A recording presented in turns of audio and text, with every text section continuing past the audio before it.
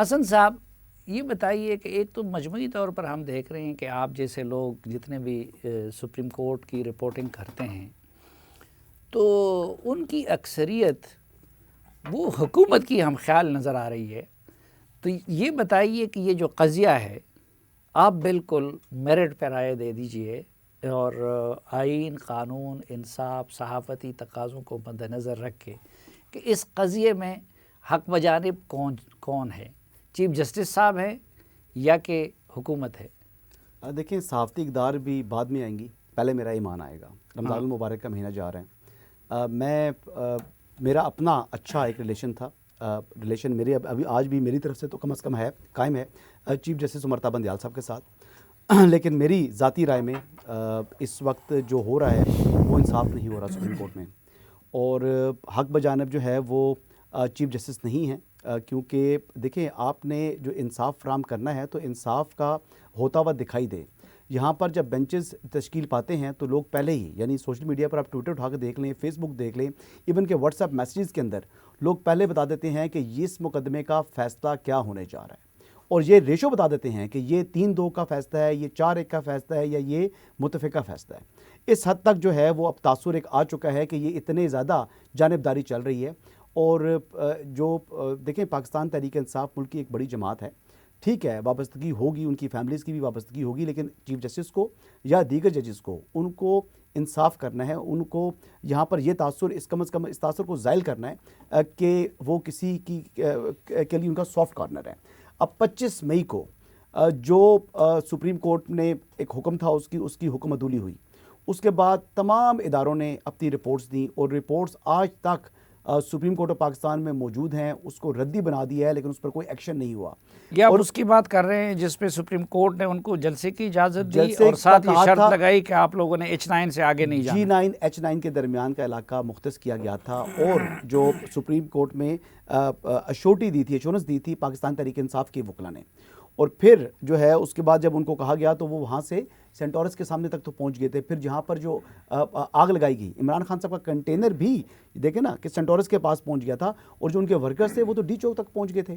اب ورکرز کو اگر آپ ایک پروسیشن کرنے جا رہے ہیں تو پھر آپ نے پہلے تو گورنمنٹ سے پرمیشن لینی ہے، اور جہاں پر ڈسٹرکٹ گورنمنٹ نے آپ کو پرمیشن دی ہوئی ہے پھر آپ نے وہیں پر جا کے اپنا احتجاج ریکارڈ کرانا ہے. آپ وائلیٹ نہیں کر سکتے. اور جب آپ نے انشورنس سپریم کورٹ یعنی ملک کی سب سے بڑی عدالت میں دی ہوئی ہے تو یہ سب کچھ ہوا، سرکاری املاک کو نقصان پہنچایا گیا. لیکن وہ رپورٹس بھی موجود ہیں، لیکن چیف جسٹس نے اس پر خاموشی اختیار کر رکھی. اب یہ خاموشی لیکن وہ تو کئی ہزار کیسز اسی طرح پینڈنگ پڑے ہوئے ہیں، شاید اس کی ابھی باری نہیں آئی ہے نا.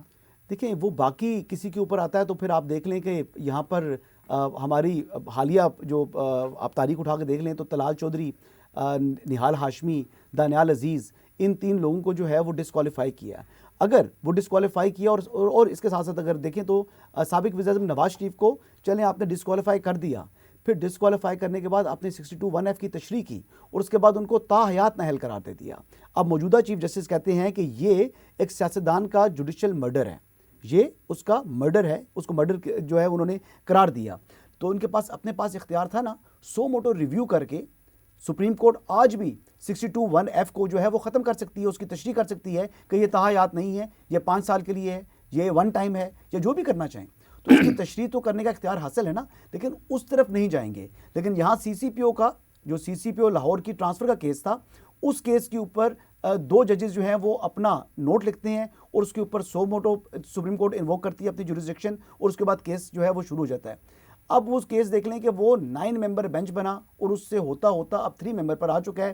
اور وہی 3 ممبرز ہیں جن کے اوپر تمام سیاسی جماعتیں اس وقت جو گورنمنٹ میں موجود ہیں وہ تمام کی تمام جماعتیں عدم اعتماد کا اظہار کر رہی ہیں. Even civil society, even Pakistan bar council جو وکلا کی سب سے بڑی نمائندہ تنظیم ہے، وہ کہہ رہی ہے فل کورٹ بنائیں. لیکن چیف جسٹس فرما رہے ہیں کہ نہیں، ہمیں جو ہے وہ 20 گھنٹے ہمارے گزر چکے ہیں، اور 20 گھنٹے کا وقت ہم ضائع نہیں کر سکتے. اب ہم نے we have to move forward.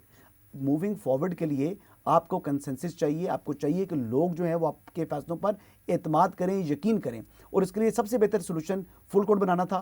لیکن اول تو بیسیکلی 4-3 کا فیصلہ آ چکا ہے، ان کو ضرورت ہی نہیں ہے. نہیں، اس میں ذرا میں مطیع اللہ جان صاحب کی طرف چلتے ہیں کہ یہ جو پریڈکٹیبلٹی کی بات کی جاتی ہے کہ جی آپ پہلے سے پریڈکٹ کر سکتے ہیں کہ یہ لوگ یہ فیصلہ دیں گے.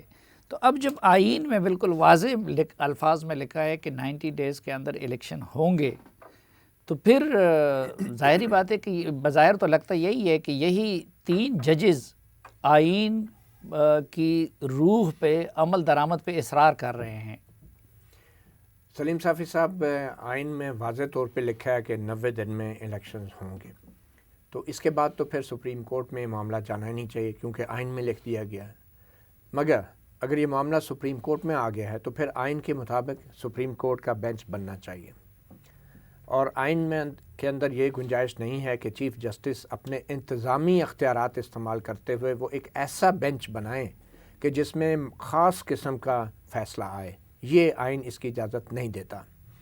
مجھے معذرت کے ساتھ ایک لطیفہ یاد آ گیا. لطیفہ بہت ضروری ہے اور ریلیونٹ ہے کہ ایک درزی تھا، وہ کپڑا 62 63 پہ پورا تو اترتا ہے. نہیں بالکل لطیفہ یا درزی؟ ہاں درزی. ایک درزی تھا، وہ کپڑا خرید کے لایا، ہاں بلکہ کوئی گاہک تھا، بڑا مہنگا کپڑا لے کر آیا اور درزی کو دیا. اس نے کہا کہ یار یہ میرا قمیص شلوار تم نے بنانا ہے. تو وہ دے کے چلا گیا. 2-3 دن بعد جب واپس آیا تو درزی نے اس کو کاچا پکڑا دیا، ایک وہ کپڑے کا انڈر ویئر کاچا بنا کے دے دیا. اس نے کہا میں نے تمہیں قمیص شلوار کا کہا تھا. تو اس نے کہا سر جی بس میرا بچہ ہے، وہ کام سیکھ رہا تھا، اس نے قمیض بنانا شروع کی تو کپڑا اس سے زیادہ غلط کٹ گیا، تو اس نے اس کی شرٹ بنا دی اور جو شلوار کی جگہ جو ہے اس نے پاجامہ بنا دیا. پھر میں نے اس کو جب ڈانٹ ڈپٹ کی تو اس نے پھر دوبارہ جو ہے وہ شرٹ کاٹنا شروع کی تو وہ شرٹ خراب ہو گئی، اور نیچے پاجامہ جب اس نے کاٹنا شروع کیا تو وہ کاچا رہ گیا. تو اب مسئلہ یہ ہے کہ بنانے کی کوشش تو ہم نے شلوار قمیض کی تھی، اب کاچا رہ گیا اور یہی پہن کے گزارا کریں. تو اس گاہک نے کہا یار بھائی اب میں یہ کاچا پہن کے بازار میں اور پبلک میں تو نہیں آ سکتا، مگر مجھے یہ لگ رہا ہے کہ اب جو بھی فیصلہ ہوگا وہ کیسا پہن کے ہوگا اور ساری پبلک کے سامنے ہوگا.